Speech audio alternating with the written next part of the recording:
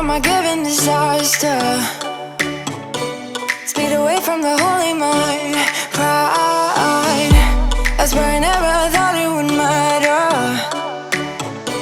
If I'm gone by now, all my weakness keep on linger on repeat like it will be my favorite song.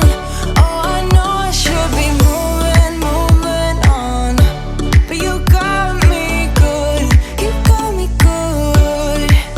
I keep on driving till it bends, still it feels like I pretend. Keep on driving and driving along the road to end. Lost my head over my back between the jars and bottle jack. Just me and all the red lights.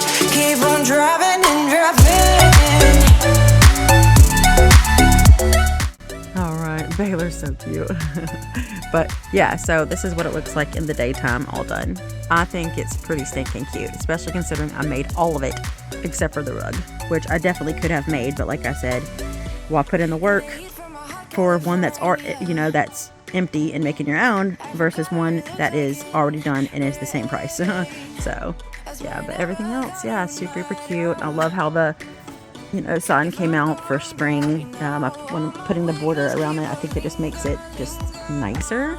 I don't know, it looks classier to me. And then of course my little wreath that I just love. So I would say all of this, like to the board here, probably took me less than $10 because it was before I got that lumber, before it all went way high. So I probably spent $10 making that spring sign, and it's reversible. The summer, hello summer's on the other side.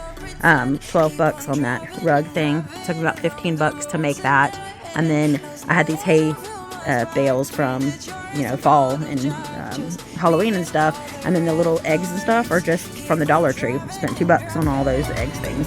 So yeah, I think it came out really good. So really pretty. So that's like how much I would say. No, so I would say like more like $35-40 to make this look right here, as long as you do it yourself.